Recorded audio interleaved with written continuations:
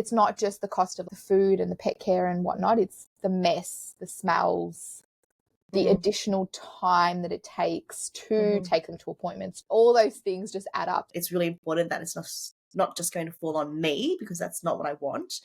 I just think what you get from having a dog specifically is worth the picking up their poop. Hello friends, welcome back to another episode of the Milk and Madness podcast with your hosts Nyi and Dee. I'm Nyi, and welcome to another episode in our Yay or Nay, Yes or No series, where we'll be taking a topic and discussing why we are for or against it. In today's episode, we're talking all things pets, cats, dogs, fish, and everything in between. Firstly, Dee, are you a yay or a nay for pets? It's a no from me. Ooh, interesting. Okay. You? I'm an absolute yay for it. So this might be an interesting chat. Did you have pets growing up? Yes. A lot. Too many. Everything under the sun you could possibly think of. To begin with, so I grew up in a village, so pets for me were really initially like farm animals, right? So your cow and your goats and your chickens and your ducks and pig, etc. And then, dogs, cats, fish, rabbits, mice. Look, we've had pretty much everything. What was growing up like for you with pets? Yeah, we had a couple of dogs growing up, but they were when I was a bit older. Okay. They weren't the family dog, they were my dog, because Mum was very clear, if we're getting a dog, it's yours. And yeah, on reflection, I don't know if I was ready to have that responsibility, because How old were you? Early high school. Okay. I think when we had our first dog, which I was pretty responsible, and I think I was probably older than other kids my age, because we've talked about in the past in terms of having to grow up quite fast, but at the same time I would say that I probably wasn't ready to have that full responsibility in terms of having a dog that is just yours.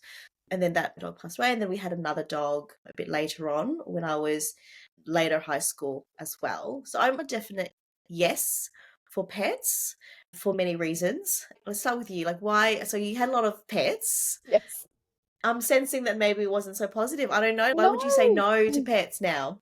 No, so I did enjoy having pets. I'm saying no to pets because it's way too much work. So it's purely selfish reasons. My mum is crazy for letting us have that many pets and that many different types of animals to begin with. It was great, but we didn't ever really learn the responsibility. So I never had my own pet like what you had. So it was always mine and my sister's. Our mice, we had one each, but I wouldn't call it my own. And it was just a lot of work. They make a lot of mess. They cost a lot of money. They're just a lot. So because I do want the kids to experience having pets and having the responsibility, we have gone down the route of fostering animals, cats and dogs specifically. And that's probably what I'll continue to do because it still lets them have that responsibility, but it's short term. I'm at that stage where I personally can't take on that responsibility for 13 odd years with a dog or a cat. And so thinking about it from a child's perspective, at what age are they ever going to be old enough to have that responsibility when I'm not even old enough to have that responsibility myself? So that's why it's a nay from me. But I do think there are a lot of benefits. And when we do have a foster pet, the kids love it. They're the ones that remind us, oh, we've got to feed the dog, we've got to do this. But in saying that, we've only had it for a couple of weeks at the most. So does that wear off? Probably. I haven't had one long enough. But yes, that's why I'm a nay on that. Yes, and I think I'm an absolute yes for it because I think the burden is worth it. Okay, I was going to ask that. Yeah, I agree. They're a lot of work. There's so much work. And I'm a dog person and I like big dogs. Like big dogs, dogs who are bigger than me. They, weigh the same as me and that kind of stuff. And it's so funny because I've had a big dog in the past and she weighed just a little bit less than me. And it was so funny when I walked her, people crossed the road and she's like the sweetest dog ever. But people would see us and cross the road because they probably thought, oh, something happened. There's no way this chick's going to be able to manage this dog. But she was a really good dog. But yeah, I'm a yes because I think burden is worth it. And I think that the lessons it teaches a kid is worth it. my approach will be different to my mum's because I am a dog person or a pet person. The dog won't be theirs. It'll be maybe theirs and mine. We're actually having discussions right now about dogs because I know I have so much on my plate, but I still would like to get a dog. I'm a bit crazy, but so far we haven't done that yet, but I'm like so close to doing it. We've had chats in the family because, Ambrose so far is saying he's going to be a dog person. Kenzo thinks he's a cat person, which, I'm quite allergic to cats, so we'll see how that goes. But it might be a dog that Ambrose and I take care of. Or, if we get a cat, it'll be Kenzo's, maybe Matt's cat as well. I think in terms of sharing the load is something that I'll really focus on. It's really important that it's not just going to fall on me because that's not what I want.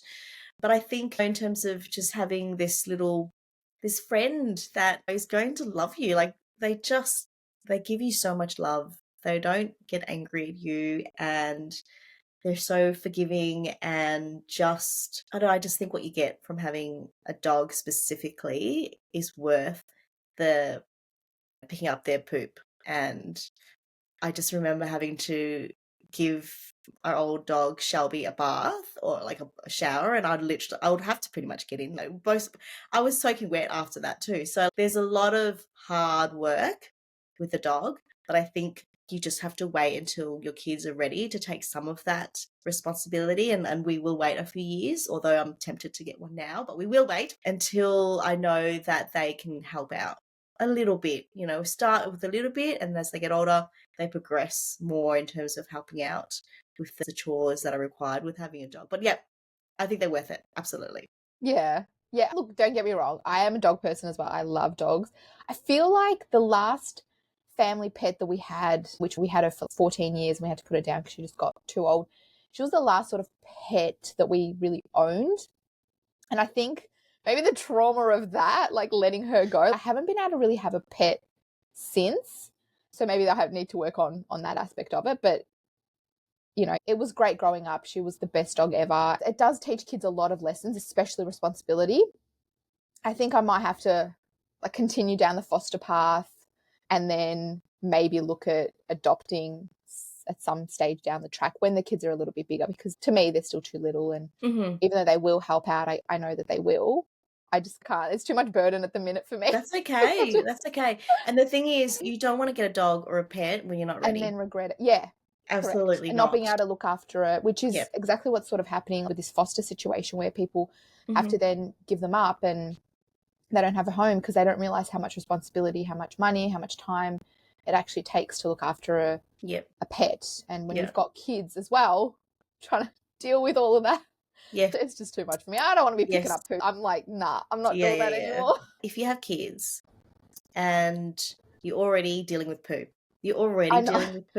so you are adding more poo into the mix, so make sure you're okay with that. And then the other thing that I'm thinking is, if you're on the fence about it, think about cleaning, because when you introduce kids to your life, the reality is your house becomes a mess, right? And our kids are young, so we're still in that right now. And yes, as they get older, I'm sure there'll be less mess and hopefully that kind of stuff. But I think make peace. You need to make peace with the fact that when you have kids, your house is a mess. When you introduce a dog or another pet, the likelihood is it's going to become even messier. Are you going to be okay with that? Are you going to be okay with dog hair? Are you going to be okay with drool everywhere and food scraps potentially, that kind of stuff? And if you're not, don't get a dog. Do not get a dog. I know that stuff affects my mental health, so it's something that I'm, totally conscious of and have to weigh up in regards to it, but I still think they're worth it. So we'll see how we go. And you're right, because I know I have friends that are just mad pet lovers, especially like some mad dog lovers as well. And they could not care less. They couldn't care less about the dog hair. They couldn't care less about, picking up the poo. They just love having the pet. And so I look at them and I'm like, you're mad. Why do you have 4 dogs? It's just insane to me. But on the flip side, they're like, but I love them. They love me. They bring me joy, and all those things don't bother me. One particular friend doesn't have kids, and she's looking at me going, you're mad. Why do you have kids? Like, there's so much mess. They cost so much money. And I'm thinking the same thing. What we choose to fill our lives with is just different. But the dog hair, I noticed straight away as soon as we had the dog and as soon as we gave him back, the dog hair, the smell, the cleanup afterwards. I was like, whoa, pets are messy. Even the cat, although it was small, it was cute, didn't make as much mess, it was a lot more independent and all of that. But it scratched everything, so everything gets ruined. So Yes. you're to your point about being comfortable with the mess. Mhm. It's not just the cost of the food and the pet care and whatnot, it's the mess, the smells, the Mhm. additional time that it takes to Mhm. take them to appointments. All those things just add up. So I'm just like, you know what? Yeah. Until the kids really bug me, that's when I know that they really want one. At the minute, I think they're Mhm. just like, that'll be nice to have. But I do see it in them. Like at childcare, they had a fish tank, and Mhm. Aiden was obsessed with this fish tank, and Amelia loves this fish tank. So maybe I'll start off with fish. We'll see. Yeah, fish might be easy. They've got a rabbit at Ambrose's Yeah. childcare, and he loves, her name's Yeah. Sophie. I'm like, Yeah. oh, Sophie the rabbit. So But every cute. morning he comes in and he's like, morning, Sophie. And then when we pick him up at night, he's like, bye, Sophie, I'll see you tomorrow. So Matt's like, should we get a rabbit? I'm like, no, because I don't know. I feel really passionate about when you get a pet, the pet should do stuff in terms of it should be adding to your life. And I feel like getting a Mm-hmm. fish or a rabbit that just sits in a tank or a cage, I just don't feel like it's there. And that's why I'm kind of like, well, I'm Mm, allergic to cats. So I don't like cats mm. already, but I don't, people don't hate me if you're listening, cat people, but I really don't get cats. I don't get them. I don't see the point. They don't do anything. Whereas a dog, you know, is messy and stuff, Does the but same thing. no, they Okay. love, they give you the love and companionship and stuff. So I don't Yeah. know, we're not getting a rabbit. Do you think, Yeah, though, in terms of that first sort of step to teaching sure, kids responsibility, having a fish where they sure. have to feed it every day, having a rabbit or a guinea pig or something smaller where they Yeah. have to clean up after it and feed it every day is like a stepping stone to your giant dog that you're thinking of getting? Oh, Your look, horse, I French. should say, because Yeah, yours are French. big. Yeah, Kenzo used to sit on Shelby, Yeah. and yeah, that was really funny.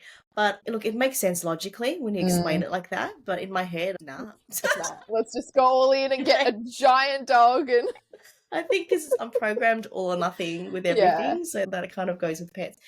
What are you thinking in terms of, like, you said before, you Hmm. had a dog for 14 years and the trauma of it passing away. Hmm. What do you think about that in terms of if we get a dog now, yes, Hmm. in 10, 12, whatever years, the kids are going to have to deal with that, saying Hmm. goodbye. What do you think about that? It's a tough one because what actually happened with our childhood dog was that she got really old. My mum didn't have the heart to put her down, so she actually asked my auntie to put her down, but they had her put down while my sister and I were at school. So we Oh, never actually no. got to say goodbye. So I think, totally came from a place of love, and it came from a place where she also struggled to say goodbye, and she herself couldn't take Rosie in. So she got my auntie to do it. Mm. But I think it'll have to be that conversation that comes up around, especially like when they're aging. Obviously, the kids will see that happening. Like the dog won't be, or cat won't be as playful anymore. And so it'll be a progressive thing where the conversations will have to come up over time that they're sick, they're getting old. What do we have to do? So it is something that comes up that you have to talk to your kids about. And it is one of those processes that is good for them to go through: grieving, loss. Not ideal, obviously, when they're little, but I think it is still something that they're going to go through throughout life. So Mm-hmm. that's the only thing that with fostering, we won't have a chance to actually experience. I definitely don't want to lose an animal while we're fostering it. So I'll have to think about how I introduce that into their lives. Aiden's really interested in the life cycle. Like he does ask a lot about grandparents, they're getting old, are they going to die, this, that, and the other. So it's definitely something on their radar. What about with you? You had pets growing up and stuff. How did your first pet that you owned, what happened and how did you handle that? Yeah, I was a bit older, so Mhm. I suppose I knew about death, but your first experience of death is always really intense, and I think it stays with you forever. But I think when you're a bit older, it does help in terms of just understanding that. When my grandpa passed away as an adult, that was really tough. And I've taken the kids to visit him and my auntie at the cemetery, explained to them in theory what death is, Mhm. and we've talked about it in the past. So Kenzo more than Ambrose because he's a bit older. And then we've had conversations where he's like, I don't want you to die. And I'm like, well, it's going to happen when I'm older, hopefully when I'm older. And yeah, I think it's just something you introduce slowly so that if we were to get a dog in a couple of years, when they are a bit older, hopefully that's when the dog will pass away. And by then, it wouldn't be a new concept. It will still be an absolute shock in terms of just the emotional pain that you'll go through. But I think it's worth it in terms of feeling that pain, but having had a decade of enjoyment and friendship with this dog, because we're going to get a dog. I think it's worth it. Yeah. How about your thoughts in terms of differentiating pets versus animals we eat?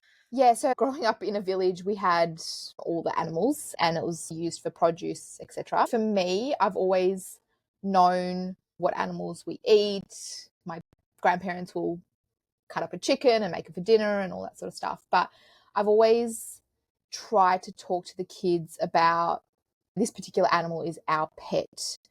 Because I've had Aiden ask me whether or not we eat certain animals, and I've had to explain to him we don't in our society where we live, but in other countries it might be acceptable to eat this particular animal or this particular pet, but this pet is ours. So I put a focus on fruit and vegetables, but then with meat, I always explain to them where that meat comes from so that they understand that it's not just like this invisible thing that you go to the shops and it's in a packet, that it was a live animal at some stage and it got killed, and that's how we get the food. I obviously don't go into gory details and I don't try and force it, but I just want to introduce the concepts because I think it's important for them to know where their food is actually coming from. And if they're eating steak, where does it come from? If they're eating bacon, where does that come from? What is bacon? What is this? What is that? And I explain to them how a sausage is made. I just want them to understand where it actually comes from so they have a bit of awareness around that. What about with you? Have those conversations come up? Yeah, absolutely. I think we're on the same page in terms of that. We talk about how we eat cow, but then when it becomes meat, it's beef. It's interesting. I think it's all part of a marketing point to disassociate people with the animal that they're eating. Yeah, we have definitely talked about in terms of, as you said, we might eat this animal, but other countries might have that as a pet and vice versa and that kind of stuff. I've also talked about in terms of if we were in a country where we weren't lucky enough to have what we have now, where you just go to the shop and it's all cut up and ready for you, that we might have to have chickens and we might have to kill them because that would be how we lived, And yeah, so Kenzo has an early kind of understanding, but it's definitely something that we can talk more about as they get a bit older. I think it is absolutely important to understand what it took for those eggs to get to the shops, to get to our fridge, and that is not easy. Yeah, I think that stuff's really important. We are right now I wouldn't say we're big meat eaters, but we like our meat. They both like their steak. They both love pork chops and that kind of stuff, but they need to know where that stuff came from. Absolutely, 100%. Yeah, I think about potentially down the track when the kids are a little bit older, like maybe taking them to a farm or watching a video, like a child appropriate video where they've gone to a farm and they talk about the process. Because I remember, like I said, even though I grew up and I saw my grandparents cutting chickens and milking cows and doing all that stuff, when I was overseas with a friend and that happened, it really shook me. And I was like, this is so confronting, even though I grew up seeing that stuff. So I think at some stage, not now because they're too little, but at some stage it would be good, I guess, to introduce that to the kids to really understand where their food is coming from. And I really want to get quails as well, or chickens, just so they can understand that the eggs, because they eat a lot of eggs, so it's like it's cost effective.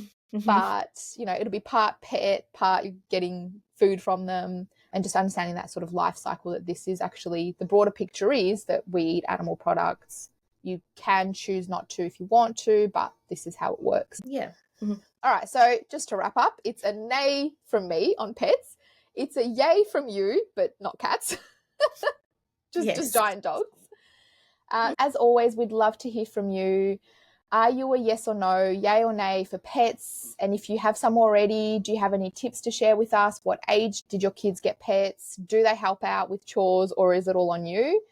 Until next time, take care and give your furry friends some extra cuddles from us. Catch you later, friends. Bye.